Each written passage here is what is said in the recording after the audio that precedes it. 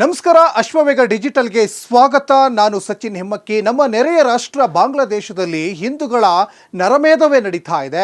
ಹಿಂದೂಗಳಿಗೆ ಚಿತ್ರ ಹಿಂಸೆ ಕೊಡ್ತಾ ಇದ್ದಾರೆ. ಹಿಂದೂಗಳ ಮಹಿಳೆಯರ ಮೇಲೆ ಅತ್ಯಾಚಾರ ನಡೀತಾ ಇದೆ.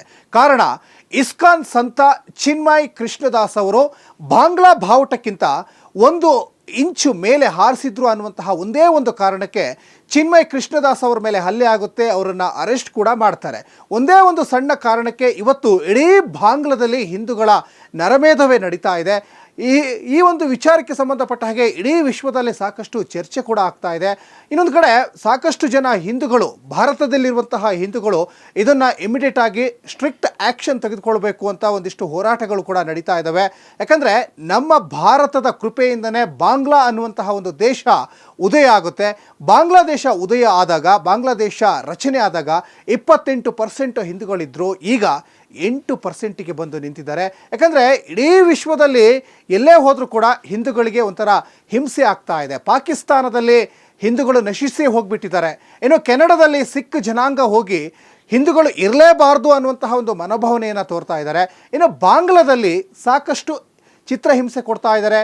ಕಲ್ಲಲ್ಲಿ ಹೊಡಿತಾ ಇದ್ದಾರೆ. ಮನೆ ಒಳಗಡೆ ನುಗ್ಗಿ ಇಲ್ಲಿ ಅತ್ಯಾಚಾರ ಮಾಡ್ತಾ ಇರುವಂತಹ ಅದೆಷ್ಟೋ ಇನ್ಸಿಡೆಂಟ್ಗಳು ಕೂಡ ಈಗ ನಡೀತಾ ಇದ್ದಾವೆ.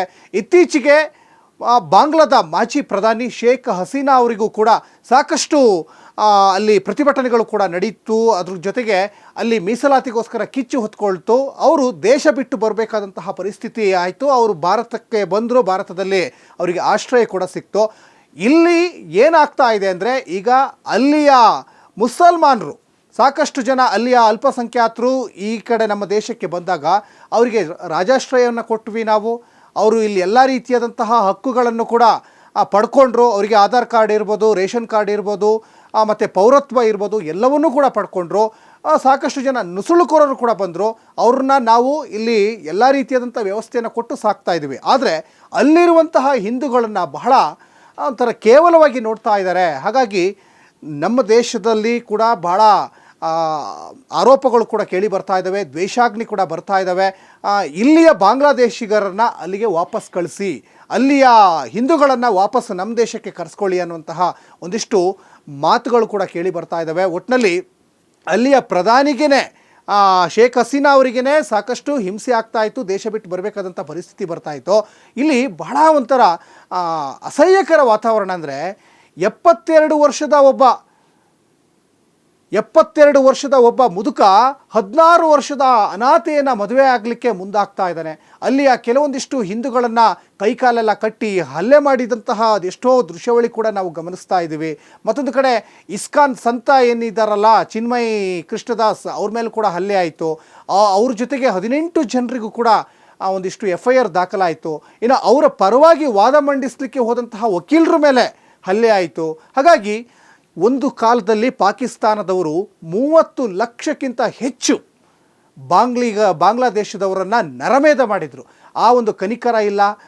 ಭಾರತದವರು ಎಷ್ಟು ಸಪೋರ್ಟ್ ಮಾಡಿದರು ಅನ್ನುವಂತಹ ಒಂದಿಷ್ಟು ಕನಿಕರ, ಮಾನವೀಯ ದೃಷ್ಟಿ ಇರಬೇಕಾಗಿತ್ತು ಬಾಂಗ್ಲಾದವರಿಗೆ. ಅದು ಯಾವುದು ಕೂಡ ಇಲ್ಲದೇ ಈಗ ಎಲ್ಲವೂ ಕೂಡ ನಾವು ಹುಟ್ಟುತ್ತಾ ಬಾಂಗ್ಲಾದಲ್ಲಿ ಎಲ್ಲವೂ ಕೂಡ ನಾವೇ ಗಳಿಸಿದ್ದು ಅನ್ನೋ ರೀತಿಯಲ್ಲಿ ಮೆರಿತಾ ಇದ್ದಾರೆ. ಆದರೆ ಭಾರತದ ಕೃಪೆಯಿಂದ 1971ರಲ್ಲಿ ಇಂದಿರಾ ಗಾಂಧಿಯವರು ಅವರ ಒಂದು ನೇತೃತ್ವದಲ್ಲಿ ಬಾಂಗ್ಲಾ ಅನ್ನುವಂತಹ ಒಂದು ದೇಶ ಉದಯ ಆಗುತ್ತೆ. ಬಾಂಗ್ಲಾದೇಶ ಇವತ್ತು ರಚನೆ ಆಗಲಿಕ್ಕೆ, ಬಾಂಗ್ಲಾದೇಶ ಹುಟ್ಕೊಳ್ಳಿಕ್ಕೆ ನಮ್ಮ ಭಾರತವೇ ಕಾರಣ. ಇವತ್ತು ಬಾಂಗ್ಲಾದಿಂದ ಅದೆಷ್ಟೋ ನುಸುಳುಕೋರರು ಬಂದಿದ್ದಾರೆ. ಅದೆಷ್ಟೋ ಜನ ಇವತ್ತು ಭಾರತದಲ್ಲಿ ಆಶ್ರಯ ಪಡ್ಕೊಂಡಿದ್ದಾರೆ. ಅವರು ಆಧಾರ್ ಕಾರ್ಡ್ ಮಾಡ್ಕೊಂಡಿದ್ದಾರೆ, ಆಮೇಲೆ ರೇಷನ್ ಕಾರ್ಡ್ ಮಾಡ್ಕೊಂಡಿದ್ದಾರೆ, ಇಲ್ಲಿ ಉದ್ಯೋಗಗಳನ್ನು ಮಾಡ್ತಾ ಇದ್ದಾರೆ. ಸಾಕಷ್ಟು ಹೋಟೆಲ್ ಉದ್ಯಮ ಇರ್ಬೋದು, ಬೇರೆ ಬೇರೆ ಬಿಸ್ನೆಸ್ಗಳನ್ನ ಮಾಡ್ತಾ ಇದ್ದಾರೆ. ಹಾಗಾದರೆ ಇಲ್ಲಿಯ ಬಾಂಗ್ಲಿಗರನ್ನು, ಬಾಂಗ್ಲಾದೇಶದವರನ್ನು ಅಲ್ಲಿಗೆ ವಾಪಸ್ ಕಳಿಸಿ ಅಂತ ಒಂದಿಷ್ಟು ಈಗ ಮಾತುಕತೆಗಳು ಕೂಡ ಈಗ ನಡೀತಾ ಇದ್ದಾವೆ, ಚರ್ಚೆಗಳು ಆಗ್ತಾ ಇದ್ದಾವೆ. ಅಲ್ಲಿಯ ಹಿಂದೂಗಳು ಸಾಕಷ್ಟು ಹಿಂಸೆ ಅನುಭವಿಸ್ತಾ ಇದ್ದಾರೆ. ಅವ್ರನ್ನ ವಾಪಸ್ ಭಾರತಕ್ಕೆ ಕರೆಸ್ಕೊಳ್ಳಿ ಅನ್ನುವಂತಹ ಮಾತುಗಳು ಕೂಡ ಕೇಳಿ ಬರ್ತಾ ಇದ್ದಾವೆ. ಹಾಗಾದರೆ ಭಾರತ ಯಾವ ನಿಲುವನ್ನು ತೆಗೆದುಕೊಳ್ತದೆ?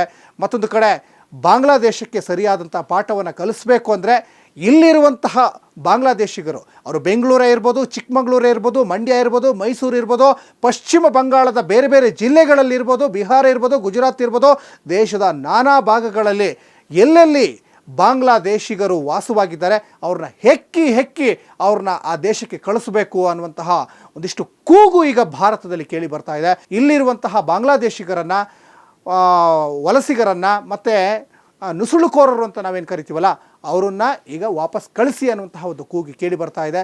ಯಾವ ನಿರ್ಧಾರಕ್ಕೆ ಬರ್ತಾರೆ ಭಾರತ ಅನ್ನುವಂತಹ ಒಂದಿಷ್ಟು ಚರ್ಚೆಗಳು ಕೂಡ ಈಗ ನಡೀತಾ ಇದ್ದಾವೆ.